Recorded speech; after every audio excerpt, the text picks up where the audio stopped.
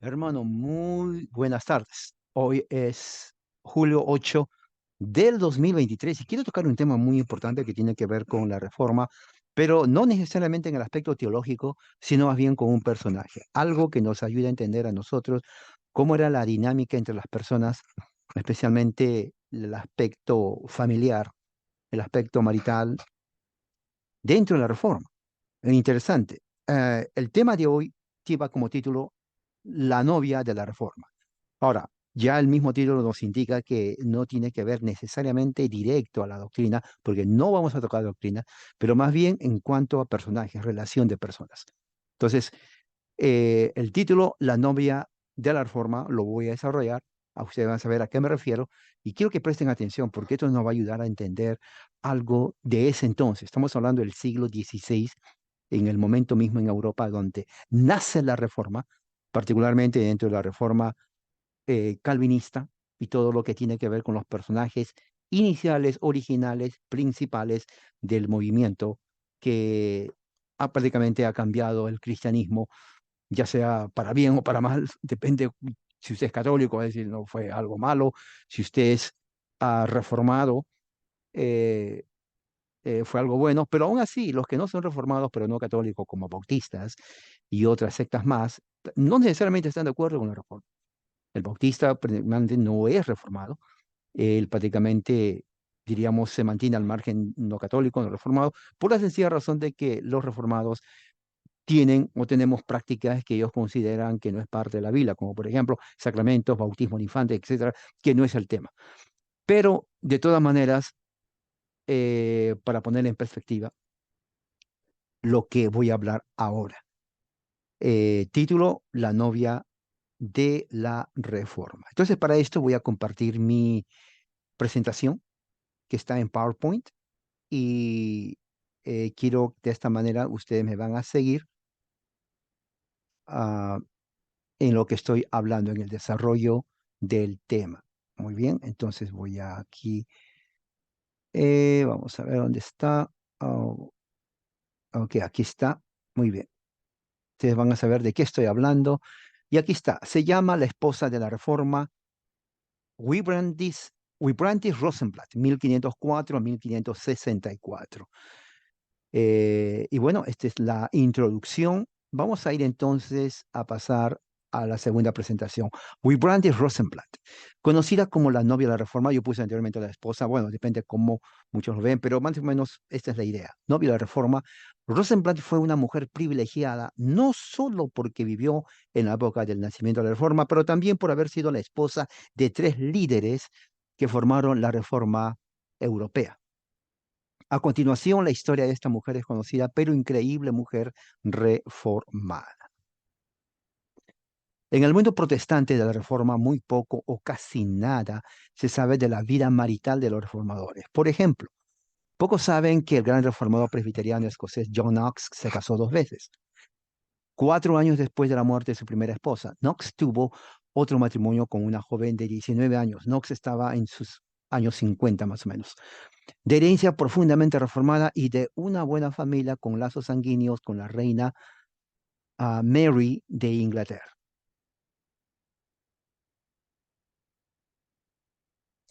Rosenblatt nació en el año 1504 en Bad Säckingen, Alemania, y creció en Basilea, Suiza.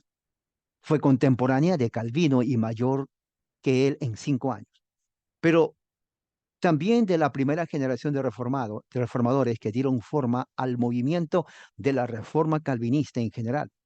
Mientras vivía en Basilea, la ciudad natal de su madre, su padre estaba al servicio del emperador Carlos V del Sacro Imperio Romano. Allí conoció a su primer marido, Ludwig Keller, miembro de un círculo de humanistas bíblicos.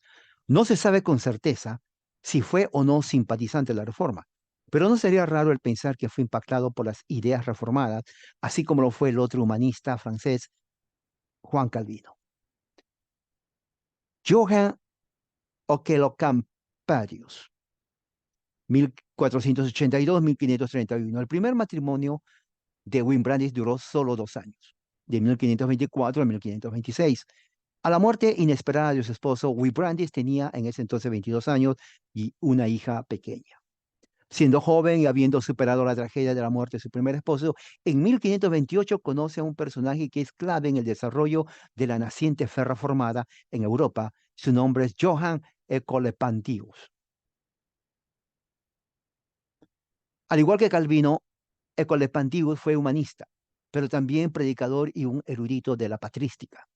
Llegó a ser amigo de otros reformadores como Zwinglio y Lutero, a quien admiraba, pero lo refutó en el tema de la Eucaristía.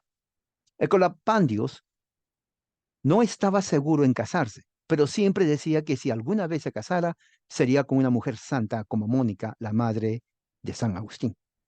Según la evidencia, Witbrandis sobrepasó las expectativas de Ecolepandius y vivieron felices. Ambos tuvieron 3 hijos, 2 de los cuales murieron en la infancia. Después de la muerte de Colepandio, en 1531, Witbrandis conoció a otro reformador francés, Wolfgang Capito. Fue un humanista cristiano y sacerdote católico romano que, rompiendo con su fe romana, se convirtió en reformador primario en Estrasburgo. Visitó 2 veces a Martín Lutero en Wittenberg. Hacia 1523 creía plenamente en la causa de la reforma. Renunció a su cargo en Mangucia y se fue a Estrasburgo, donde unió fuerzas con Martín Bucer para reformar Estrasburgo y el sur de Alemania y consolidar a los principales ministros reformados de Alemania, Francia y Suiza. En 1530, él y Bucer redactaron la Confesión Tetrapolitana, la confesión de fe presentada por 5 ciudades del sur de Alemania al emperador en la Dieta de Augsburgo. En abril de 1532, Witbrandis y Capito se casaron. Capito también había enviudado. Al final tuvieron 5 hijos, pero la peste cobró la vida de alguno de sus hijos. Capito murió de la plaga en 1541. Martin Bucer, 1484-1531. Cuando Capito murió de la plaga en 1541, en ese entonces la amiga de Rosenblatt, Elizabeth Bucer, que era la esposa del gran reformador Martin Bucer, estaba muy enferma a causa de la plaga y ya lista para morir. En sus últimos minutos de muerte, ¿no?, le pidió a su amiga viuda que se casara con su propio marido, es decir, Bucer, pues no quería que él se casara con alguien que no le haga feliz. Y conociendo la nobleza de Rosenblatt, le pidió que sea su esposa. Al parecer, Busser ya sabía del deseo, pero esperaba la decisión de Rosenblatt, la cual aceptó y se casaron en 1542 y tuvo con él 2 hijos. No sobrevivieron hasta la edad adulta. En total, Witbrandis Rosenblatt fue madre de 11 hijos, producto de sus 4 matrimonios, 3 con líder reformado, y también cuidaba de otros niños huérfanos y parientes en las casas de sus 4 maridos. Fue una mujer de increíble capacidad de servicio al prójimo y al destituido, y al mismo tiempo mantenía correspondencia con las esposas de otros reformadores. Sin duda, Witbrandis Rosenblatt conoció en la intimidad y la vida privada con sus 3 maridos todos los planes y dificultades del avance de la reforma en Europa. Después de la muerte de Bucer, regresó a Basilea, donde murió de peste bubónica en 1564. Y bueno, así terminó esta presentación de esta mujer. Muy pocos prácticamente conocen de quién es Witbrandis Rosenblatt. Pero a diferencia de otras esposas, Witbrandis fue esposa de 3 reformadores principales. Cada uno de ellos tenía un papel importante. Conocieron a Lutero y también a Juan Calvino. Muchos piensen que solamente fue Calvino o tal vez Lutero, pero Lutero era un tipo, no fue completamente reformado, lo llaman reformado porque él protestó contra Roma, pero el que hizo toda la reforma y empezó con la ayuda de estos y otros más fue Juan Calvino, Capito, Ocalepandus y también Bucer, grandes amigos de Juan Calvino, grandes reformadores. hicieron confesiones, pasaron su tiempo de vida avanzando la fe reformada en Alemania, en Suiza y otros países más en Europa. E increíblemente compartieron la misma mujer, no al mismo tiempo, obviamente, pero sobrevivió esta esposa o esta mujer a los tres. Muchos inclusive, estaba leyendo cuando estaba haciendo esa investigación, pensaron que ella los había envenenado porque el primer marido, por ejemplo, no se sabe si era reformado o no, murió joven. Ya se casa entonces con École Panduns y también muere él, le sobrevive ella. Luego viene Capito, muere él, le sobrevive ella. Y luego viene el último Busser, gran reformador. Su esposa de Busser le pidió a ella, una vez que ella muera, que se case con él, porque ella entendía que Busser era un gran reformador, una persona que necesitaba a alguien que la apoye. No conocía a nadie más, excepto a la noble mujer, que era su amiga también, eh,